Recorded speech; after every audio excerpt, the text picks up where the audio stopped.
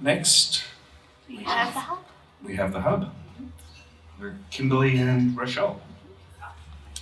So, Kimberlie is a digital advisor and small business facilitator for the Hunter Region Business Hub. Kimberlie has been involved with small business for 27 years, and during this time she has not only grown her own successful e-commerce business, but has also supported many local small businesses through mentoring and business advisory. These businesses have grown through Kimberlie's guidance from a passion into a strong and sustainable business, creating employment opportunities within the Hunter region. Rochelle is a digital advisor with the Hunter Region Business Hub. Rochelle has always been tech savvy and loves using technology to make life easier. Studying a Bachelor of Information Science at the University of Newcastle, majoring in marketing and e-commerce, she has a strong grounding in digital technologies. Her past career roles are within local government and tourism industries, along with creating her own small business entirely through social media, and this has given her a unique perspective. Today they're going to talk about, are you stuck in the digital comfort zone? Are you always doing the right thing, never reaching new audiences or taking action on those essential tasks?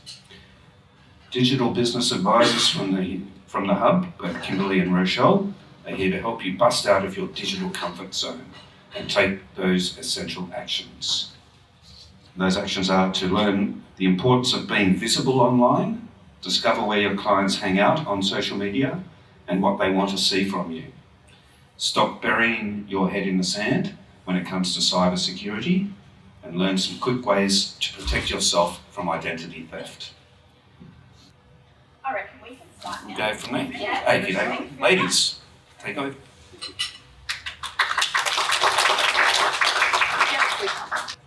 So we've all been through a lot in the last 12 months plus. We've had a very long drought. We've had bushfires, closely followed by floods, and then lo and behold, the pandemic. And what happened? We all ended up at home working in our pajamas, in our comfort zone. We create comfort zones because things become overwhelming, and we need to create that safe space, a place where we feel comfortable, we can manage what's happening to ourselves, and we can connect with the world, but in a place from feeling safe, not feeling vulnerable. This is my kitten. He likes snuggling up on my clothes because it smells like me. It makes him feel comfortable and content. And as business people, we do that too. We connect, as Mel said, with those customers that we have rapport with, that we feel confident working with, and sometimes we exclude the ones we don't have that relationship with yet. When we're in our comfort zone, when we're managing those feelings of anxiety, sometimes we can become invisible to our greater business connections. And while we're in that comfort zone, our business can't grow, it can't expand, and we can't connect with potential customers. So today, Rochelle and I are going to help you stretch out of your comfort zone so that you can bust out and find those potential customers who really want to work with your business, but you're not giving them the opportunity yet. So without visibility, no one knows you exist, including your existing customers and your potential customers. Mel put it beautifully. If you don't keep contact, if you don't contact them every 6 to 8 weeks, they'll forget about you and find someone else. But what stops us from showing up? And I think most of us realise that that's fear. That big boogie monster that stops us going out and doing things. So it's fear of being judged. And the worst judge is us. We judge ourselves. We're very critical of who we are, what we are, and how we show up. We wouldn't say that to our business buddy. We wouldn't say that to our best friend, but we say it to ourselves. Sometimes it's the fear of not being good enough. Maybe I don't know enough yet. Maybe I haven't got that expertise to share. The truth is, you just don't have that self-confidence yet. Sometimes it's sharing the wrong information. What if I say something and it's not exactly right? I'm going to be judged. I'm going to be criticised. I think we've all seen it on Facebook, those people who overshare. They're business people and yet you know the nitty-gritty of their life. And then we think, well, how much sharing is the right amount of sharing? I don't want to be like them. I don't want to overshare my personal life. But how do I know how to balance that with not sharing enough? What do? We don't share anything. And then we've got the trolls out there. And it is a really big fear for people to, if I share, if somebody sees me, I'm going to get inundated with trolls and it's going to be horrible and I'm never going to do anything again. Most of the time that doesn't happen. And if it does happen, connect with somebody and talk to them about it and get help getting through it. But most businesses don't get trolled. Imposter syndrome is another one where we feel like, who am I to share? I don't have 60 university degrees about this topic, so I don't have the expertise. And yet most of us started our business because we're passionate about helping people find solutions to their problems. We're in business because we care and we want to help. And we've heard that from all of our speakers today. They've all spoken about problems that they've seen in the community, in business, in relationships, and they've found solutions and they've helped their clients and their customers find solutions. And then there's perfectionism paralysis. I've got some good tongue twisters today. I see this a lot with websites, especially for new businesses. They build their website. It's very precious to them. They're very proud of it, but it's not quite finished yet, so it can't be launched. We can't even launch the front page because we might get inundated with hundreds of orders. So we can't do it. We'll just wait until we've built the whole thing, all 200 pages, and then we'll launch. Doesn't help our customers. It doesn't help Google find us. We need to start, make those little steps, get happening. I'm sure we've all heard the saying, feel the fear and do it anyway. Yeah? Famous book by Anne Jeffries. Think about how to calm your inner critic. How can you stop that niggly little voice that tells you you're not good enough? Affirmations are really good for that. Reframe your fears. What's the worst thing that can happen? How can you cope with it? Remember that sharing your expertise is about giving. It's about connecting with your customer or potential customer. It's a caring opportunity. Mel covered that really well in her talk. And you also need to remind yourself that there are benefits for being visible. It's not just about being scary and being seen. There are benefits for your business. So I like to think of them being 7 main benefits. It gives your potential customers and your existing customers an opportunity to find you, to find out what you do and how you can help them. It's an opportunity to share your expertise with other people. It's an opportunity for you to educate your clients. In my own business, I have a tie-dye business. I manufacture tie-dye kits here in the Hunter, hence the blue hair, blue and purple today, just got done. By getting in and educating my clients and sharing my knowledge, I can help them have fantastic memories with their grandchildren and their children. But if I hid away, they wouldn't know. And they wouldn't be able to create those beautiful memories. Being visible online or in person is a fantastic way of marketing yourself. It's about getting out there, being seen, getting people seeing you. The more people that see you, the more income you have. So have you ever looked at how many views you get from Google and compare that to how many sales you have? And how much is every dollar of it worth to your business? It's a really good exercise to do because suddenly being visible is valuable. It helps you develop your know, like, trust factor. And we've all heard that. That's really trending at the moment. And it helps you build your brand and humanize your business. People don't buy from businesses. People buy from people. We like creating connections. We like creating relationships. We can do that by being visible. So, lots of different places to be seen, but online, you can post on your social media, so your business pages on Instagram, Pinterest, LinkedIn, wherever you need to be. In Facebook groups, so you may have a Facebook group for your own business, but you should be involved in other Facebook groups where people who want your kind of service hang out so that you can share your expertise. You can build relationships and make connections. You can write a blog. Blogs are awesome for SEO on your website. You can be a guest blogger and get your visibility out even further. You can do like all the presenters here today and stand up in front of people and talk. And you can do that on Zoom if we're in lockdown. Rochelle and I have got very good at Zoom now. And you can do videos. So who's done a Facebook Live? For your business as well? Yay! Good. So a lot of my clients say to me, yeah, you're telling me all these things, but I'm too scared. I'm not ready to go public with all of these things yet. What do I do?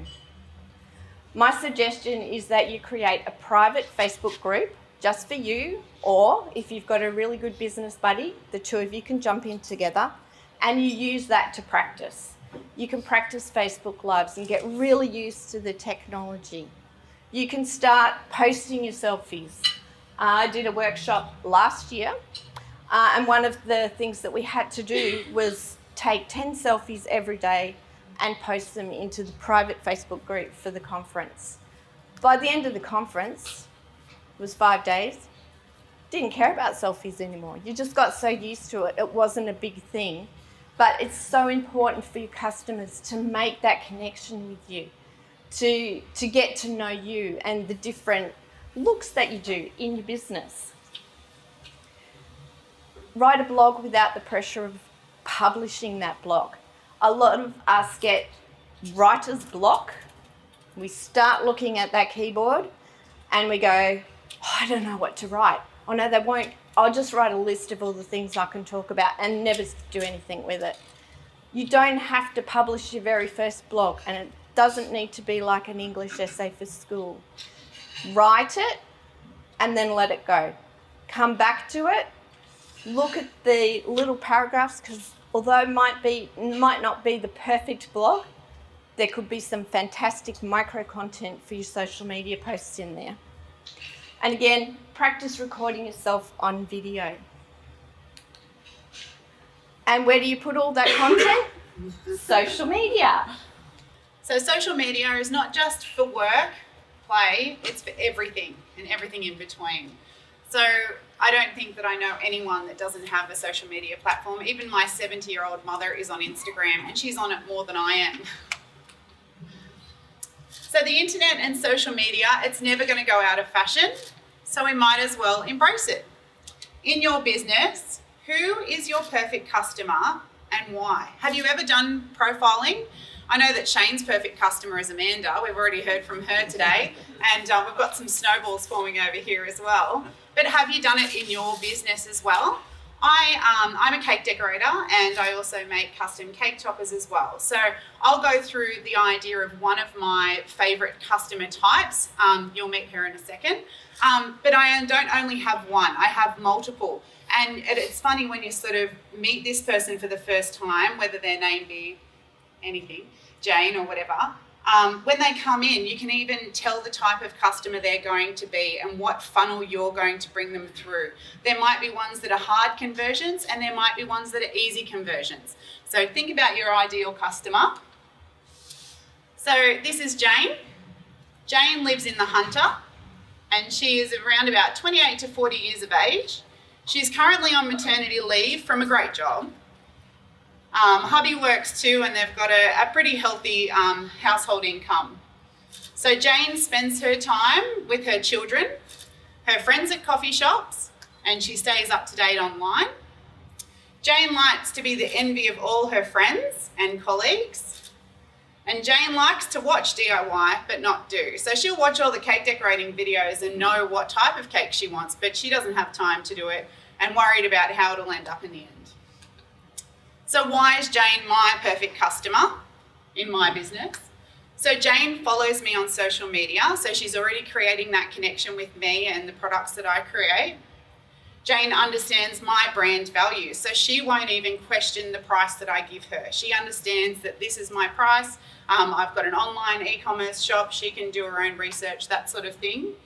She'll not ask for a discount because she wants me. She comes to me to get my product.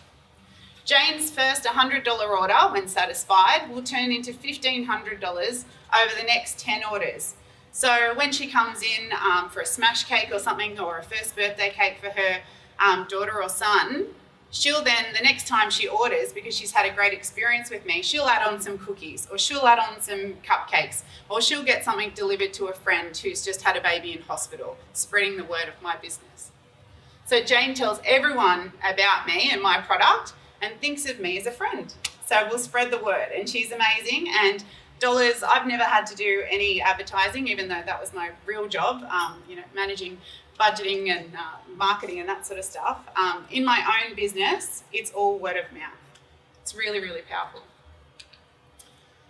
So, talking about brand values, she knows me on social media and she understands my brand values. So it's more than just a logo.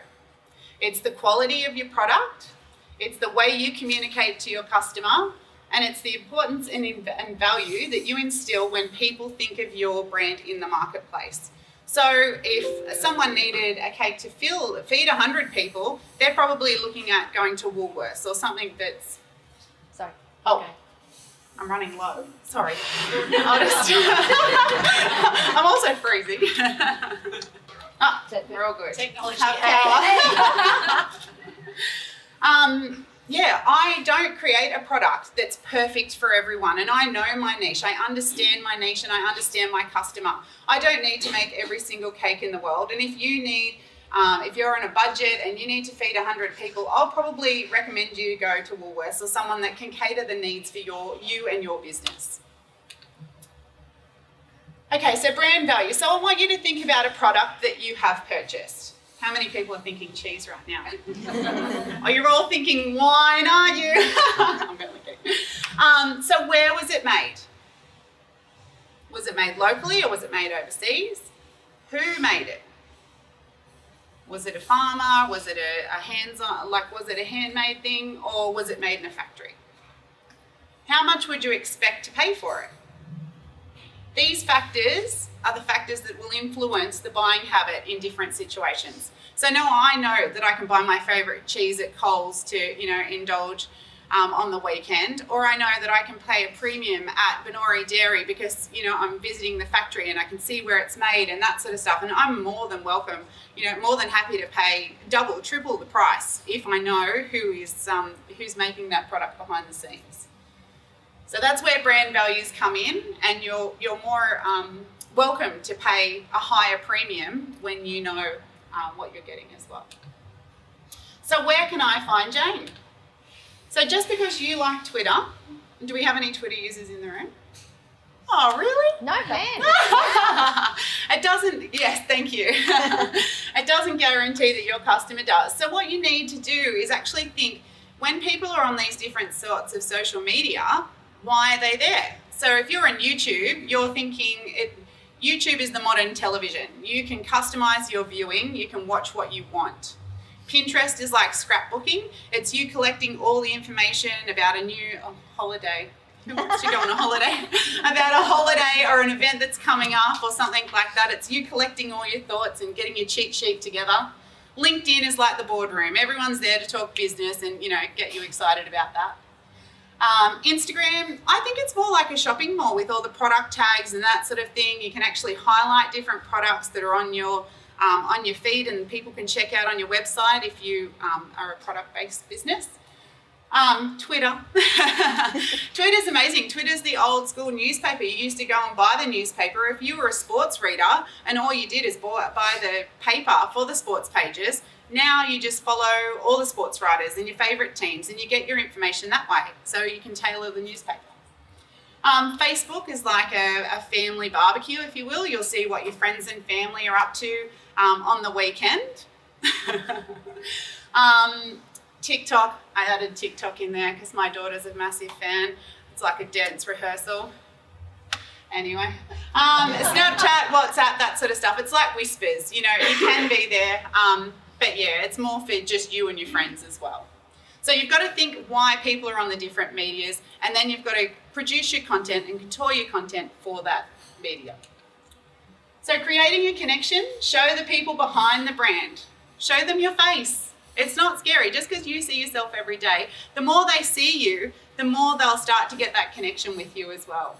So show behind the scenes activity.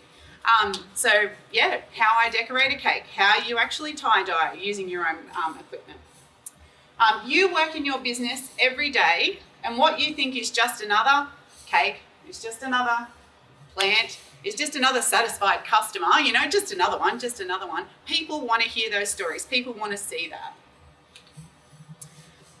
The last little bit I wanted to talk about as well is being a cheerleader.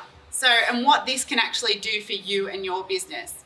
Don't think that you're here and you can just watch everyone. It's great to praise others and create those connections and give them a like and share a comment. It'll get you noticed. Your name will pop up in their notifications. When you start to comment, they'll start to comment back, and you're starting to get that communication and that networking to happen, that connection. That's the word I was looking for. Mention people by name. If their account name is Kimberlie Clare-Campbell, we'll say, oh, thanks for your comment, Kimberlie. That's great. I really loved making this, Or thank you for sharing a photo of me. No one else is thinking what you're thinking. So create your own path. Just don't worry about it. And if you do make a mistake, there's always those 3 dots and you can press delete. Don't worry about it. But yeah, online social media is amazing. And my 13,000 followers think I'm great. So that's good. I haven't got any trolls yet. I'm glad. So the third part of our comfort zone area, that whenever Rochelle and I sit down and we talk with people, we talk about cybersecurity. And what happens? Heads down, tails up. Don't want to know. Has anybody done anything with their own cybersecurity? Taken any actions? Okay, I'm going to scare you now. This is a real story. Happened to a client of ours. I got a notification on Facebook informing me that someone tried to get into my account from California, the USA. I immediately responded that this wasn't me. Facebook prompted me to change my password. So I did. All sounds legit. When I tried to log into my account next time with the new password, I got a notification that my personal account has been disabled. This all happened within 10 minutes. So we're not talking days or weeks, we're talking about minutes. Immediately, I disputed this, and I proved it by providing my name, my email address, my phone number, a copy of my passport, because Facebook asked me to. Anybody got cold shivers? Yeah, I'm glad. Since then, I've been trying to contact Facebook through email, phone, that doesn't exist, through my husband's account. My goal is to reactivate my private account, or at least access my business pages, my Instagram account. I run my business through it. I can't access anything. So can you imagine how this lady felt? She'd done everything she was asked to by Facebook, can't access her account. Then she came to us for help. I've now discovered that money is missing from my business bank account. It was a 5-figure sum, so not a little bit, a lot. My bank account's now locked to prevent more money, but that means she can't access all her finances. Everything's locked down. I've taken your advice and I've reported it as a cybercrime to the police. They actually have followed through, which is a good thing. I feel helpless and desperate. My whole business is based around my social media. So this particular lady did everything for her business through Instagram and Facebook. She didn't collect people's email addresses. She didn't have her own website. There was no way she could connect to any of her customers except through social media. And now she's locked out of it. So how can we prevent this kind of thing happening in our own businesses? Hopefully you've all got the CRM and you're collecting your clients' information. That's really, really important. You've got your own website, so you've got ways of bringing your customers in if they can't access your Facebook or your Instagram or whatever else you're using. And you've locked down your privacy settings. Every single thing that you sign up for, check the security on it. Check what the settings are.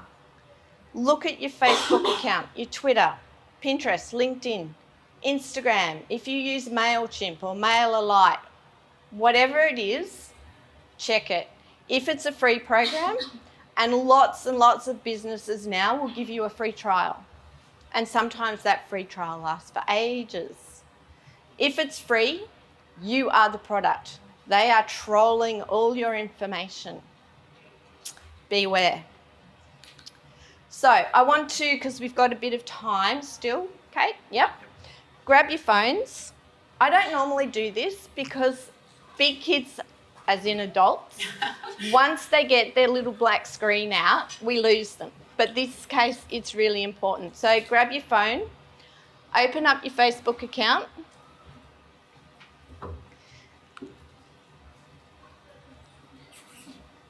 And down in the bottom is the 3 lines. Click on that. I've got an Apple iPhone, so it might be different if you've got a Samsung or an Android. Scroll down to the bottom of the page. Keep scrolling. Not too far because you get ads. But you'll come to this section here. Also from Facebook, help, support, settings and privacy. Click on the settings and privacy section.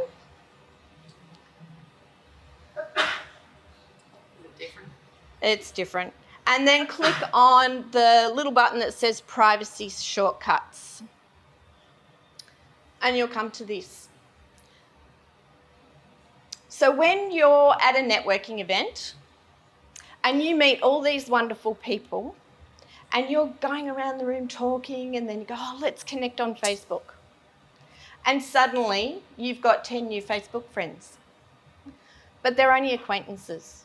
You've only just met them for the first time. How much information do you really want them to have about you? Because this is your personal Facebook account. It's not a business account. It's not your business page. It's your personal Facebook account. You are not allowed to have 2 personal Facebook accounts. That's Facebook rules. You can only have 1. So what do? My suggestion is that you lock down your information so that people can't see it. So the first button that you see is who can see what you share. So click on that. And if it's changed, my apologies, because Facebook is doing that all the time. And that's a great little thing as well. You do need to check and do this periodically. You can't just set and forget with social media because they're always changing everything that they do. Yeah, so I created these screenshots 4 weeks ago. They're already changed. So I'm just going to run through it. Follow on if you can. All right, so in your profile information,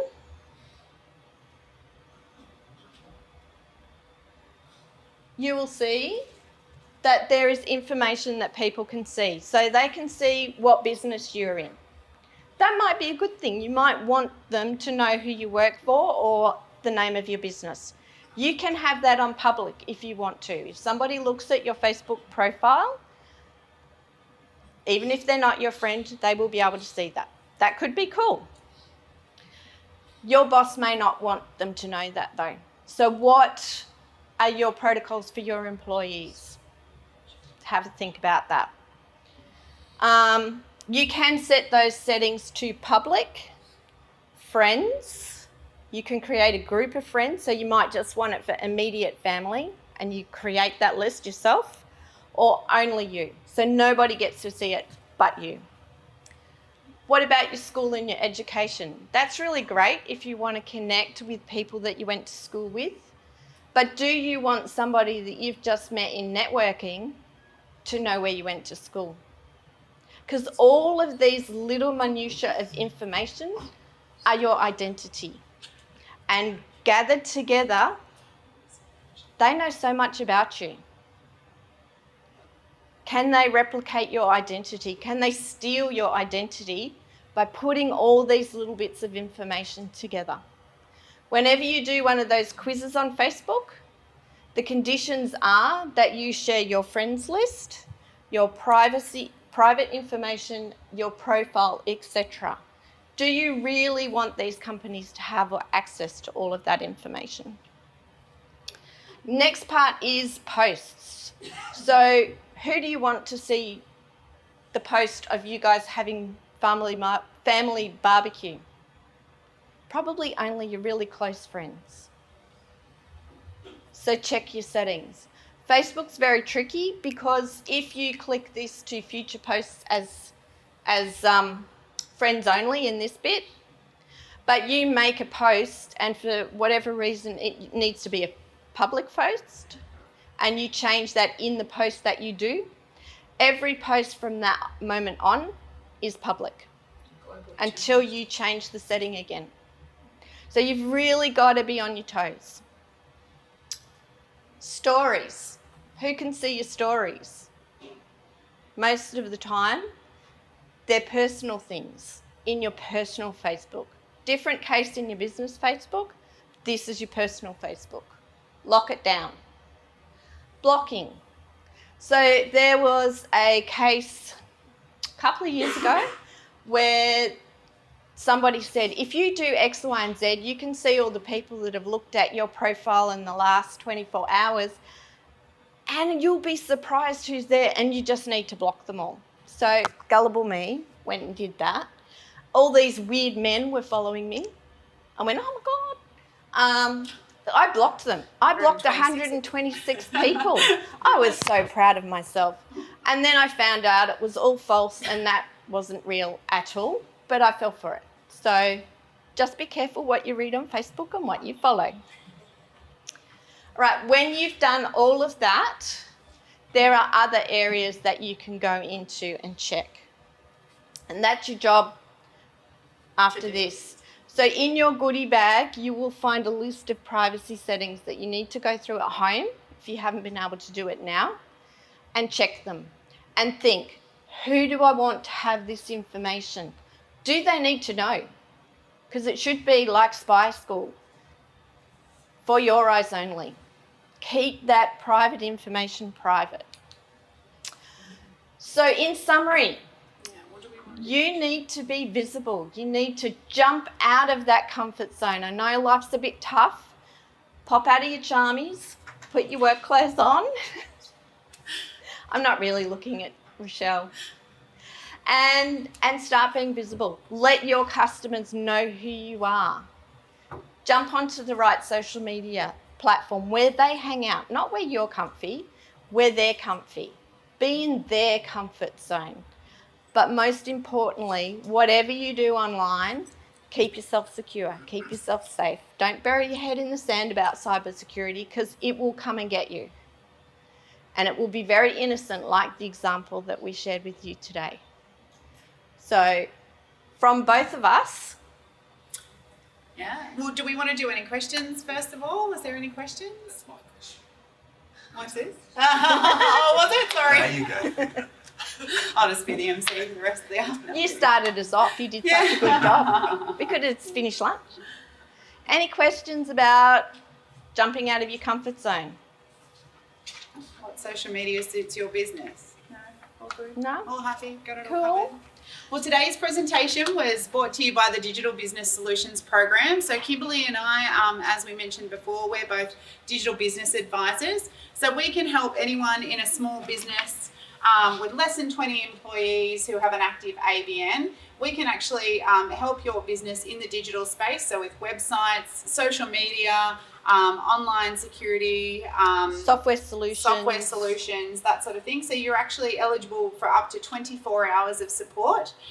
The program is in full force until the end of the financial year. And we are free. So if you want an hour of power for your business to look at your business from an outside in perspective, we can help. We can, and we'd love to. And we would love to. Thanks for having us. Yeah, thank you. Well, thank you very much, Kimberlie and Rochelle. Very interesting presentation, and I'm sure we'll all take a lot away from that. Being visible online, being very valuable to protecting your business and your online presence. So thank you so much. The one thing I took away from that was that people buy from people. They do. Yeah. So thank you very much. You're welcome. And Thank you very much. from our friends at Tranquil Vale. Thank you, Tranquil Vale. Thank you.